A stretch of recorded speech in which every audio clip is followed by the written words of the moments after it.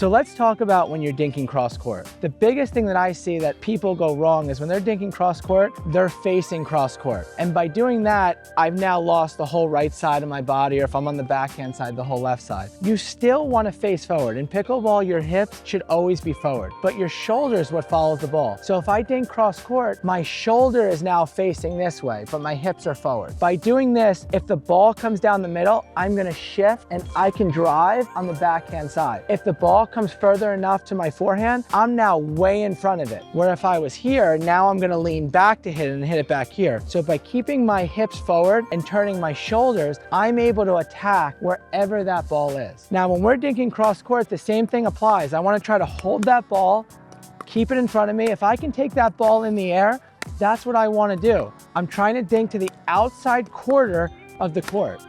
I should still only be taking one step, especially when you're dinking cross court. If you're taking more than one step, you're moving way too much. Notice I'm not talking about rolling for this drill because we're focusing on a specific thing. We're still trying to hold that ball and dink it into the aggressive part of the kitchen. Remember, that's the second half of the kitchen, and ultimately in the outside quarter of the court. If you split the court into fours, or if you split half the court into twos, I'm trying to dink to the outside quarter. What you have to think about when you're dinking cross court though is how deep are you dinking? So if I'm dinking to the outside quarter in the aggressive part of the kitchen, which is here, nobody's gonna do an ATP. I'm gonna force them to break their posture. You can be aggressive. But if you can't get those dinks deep and now you're dinking shorter into the defensive part of the kitchen, this is the balls that tend to go outside of the court where people can do an ATP, and also balls that they can start rolling on. So if you want to neutralize your opponent and you want to force them to break their posture and you get good at drilling down the line, it's very easy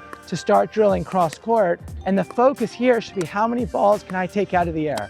I'm not looking to hit a winner. I'm just looking to hit my target, which is all the way out to where he's standing. My paddle barely moves. It's all from my legs and it's all from my shoulder pushing forward.